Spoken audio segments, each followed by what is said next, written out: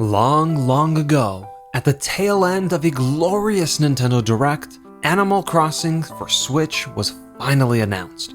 Days became weeks, and weeks became months as Nintendo went silent and not a shred of information or any amount of detail was ever released again. Where did this poor game go, and why has Nintendo allowed us to endure this agonizing wait and this endless sorrow? As much as we need a missing in action episode for this terrible wait, I can thankfully and confidently say we'll see Animal Crossing fully featured at this year's E3. Instead, this episode will focus on 7 Animal Crossing features that are currently lost, removed, and for many, forgotten. Welcome to Missing in Action, where we take a look back at game elements that have mysteriously gone missing. Animal Crossing Wild World made sure to make use of the Nintendo DS's double screens by giving us a touch-friendly menu system and a place to draw out sketches and art designs, which led us to the neat constellations we see in the sky. The original Animal Crossing's top-down view was out, and in was a rolling hills effect where both the sky and the stars were visible at all times. Well, the sky at all times. The stars show up at nighttime and when it wasn't cloudy. Located in a small upstairs section of the museum, the observatory allowed you to create and plot out your own constellations.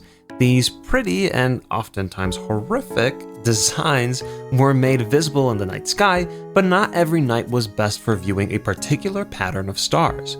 While constellations would cycle across the sky each night, only one arrangement would get the special treatment at the peak of nighttime, where it would shine brightest. Speaking to the cute owl Celeste running the observatory will let you know the best viewing days. Some of these didn't come for months at a time, so it was cool when it shows up in full force after you've moved on and forgotten. Also, when you visit another friend's town, you'll share your constellations and vice versa, so it's just another cool way for you and your friends to interact online and offline. The observatory and the constellations returned in City Folk despite the Wii game ditching the second screen dedicated to the sky. If you stood still, the camera would tilt back, revealing that hopefully gorgeous night sky. With New Leaf on the 3DS, the constellations, along with the observatory, were nowhere to be found, despite the fact that you could still tilt the camera back for a view of the sky. Poor Celeste was relegated to a gift shop owner, and while the night sky looked better than ever, it did lose that special touch. Constellations made a quick cameo in the title screen of Pocket Camp, but that's about it. There's no functionality in-game. I can't imagine why looking at the sky would be removed from Animal Crossing on Switch, so here's hoping we get to draw Triforces and Pac-Man and write our initials once more.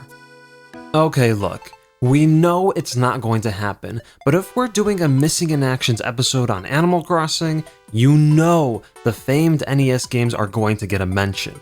Back in the original game on the GameCube, 8 different NES games can be found, brought back to your quaint little home, and actually played. The 8 games can be found by winning big at Tom Nook's lottery, finding one in Red's tent, or randomly finding one buried by one of your scoundrel villagers. The nerve! Games included Balloon Fight, Clu Clu Land, Donkey Kong, and more. But wait, there's 2 additional games, Wario's Woods and Baseball, that can be dug up from the island. There's also a few that can be obtained by entering a passcode to Tom Nook, some by using an e-reader, another that's a Japan exclusive, and one that exists in the game but can't be unlocked without cheats. So like we said, there's no way Nintendo will slap free money-making games within another game again. We don't really have a virtual console on Switch, but the NES Online app is already in place and established, so I wouldn't get my hopes up. I doubt it, but perhaps these games could still show up in a game and function kind of like Super Smash Bros. Masterpiece mode, where demos of classic games could be played, but on a timer. It'd be something neat for collectors and a way for Nintendo to promote their other services, especially since both Animal Crossing and the NES Online app are so intertwined with online. Blanca is just your friendly neighborhood cat who also happens to be missing a face. You know, normal stuff. She's actually appeared in all the main Animal Crossing entries, but it's really her face that's been missing in action. Stick with me on this one. Yeah, the entire point of Blanca's existence is her missing face. If she appears in your town, you have the chance to draw her a new one, and she'll eventually make it to another town where you can scare some other poor soul and give them the chance to draw up their own creation. It's an endless and fun and sometimes very disturbing cycle that added an extra incentive to go visit a friend's village. At least that's how it was before New Leaf rolled around. With the 3DS game, Blanca only appeared on April Fool's Day, where she hosted a game of trickery and deceit. You'll find two versions of your villagers hanging out in their respective homes, and you're tasked with figuring out the real villager against the fake. Discover Blanca and you'll get your hands on the villager's picture, which, by the way, is so cheap looking back on it now. Those are supposed to be really hard to get. Anyway, when New Leaf got its Welcome Amiibo update, Blanca became a potential special character to visit your campground with her own specialized RV. When she does, a hand-drawn face is back, which she describes as a little makeup. So her face has technically been found again, but not in the way we remember. Since New Leaf, Blanca has not appeared in any of the 3 other Animal Crossing spin-offs. I'm sure she'll rear her blank head again on the Switch, but let's bring back the drawing feature as well. The Switch has a touchscreen for a reason. Remember the random balls laying around your village in the original Animal Crossing?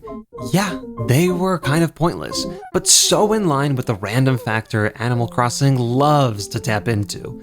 Either a volleyball, basketball, or soccer ball will appear somewhere in your town, and running into it will cause it to roll. Surprise, surprise!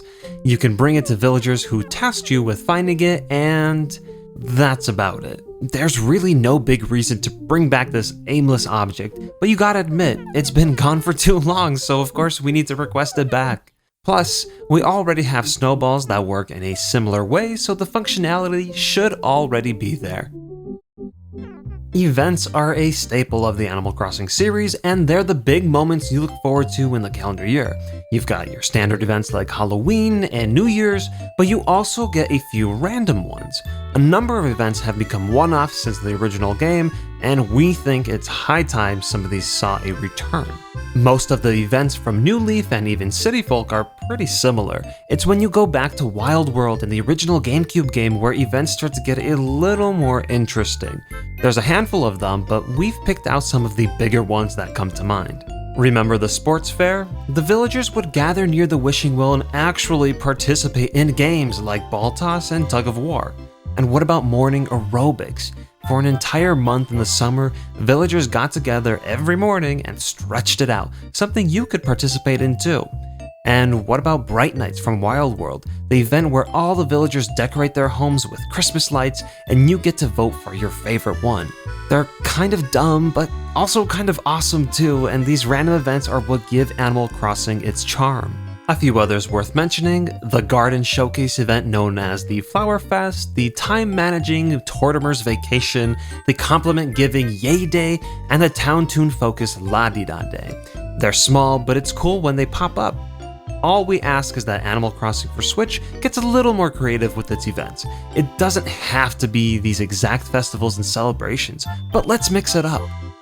As Animal Crossing has continued to evolve and grow its online features, some of the smaller and less impressive features have fallen to the wayside. One of these is the small chance of finding a note in a bottle, a glass jar that randomly washes up on the shore of your beach in Animal Crossing Wild World. Inside is a letter from some random fellow from who knows where, sharing a piece of advice or just a funny joke.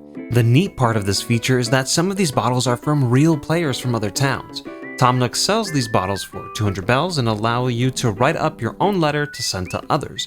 Throw your message in a bottle into the ocean, and the next time you visit a friend's town, your bottle will show up on their shore. The feature sadly did not return in City Folk, and even though we've gotten a little more advanced with our Animal Crossing online functionalities, it doesn't mean these less exciting events should be forgotten. I know Nintendo is worried about kids getting sketchy messages from random people, but this isn't from random people. These are messages from people you have visited, so nice feature, would love to see it back. Villagers in the original Animal Crossing were mean. Seriously, they did not hold back and they let that tongue rip. And it was for the smallest things too. Take a look at some of the scandalous things they were saying.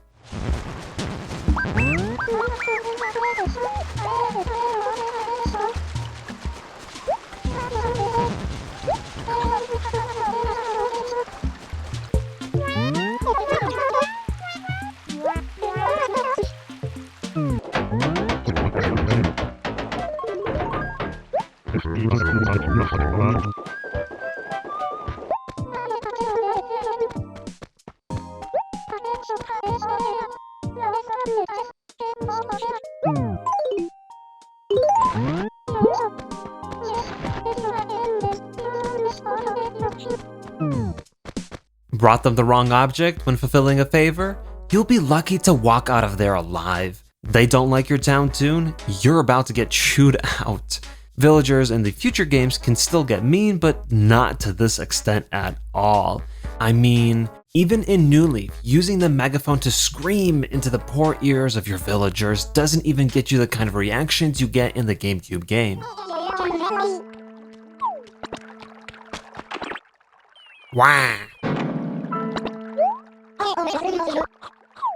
The cranky and snooty personalities still exist and give you that classic sass, but Animal Crossing on the GameCube set the bar way too high. It seems like the further the games go out, the tamer the villagers get.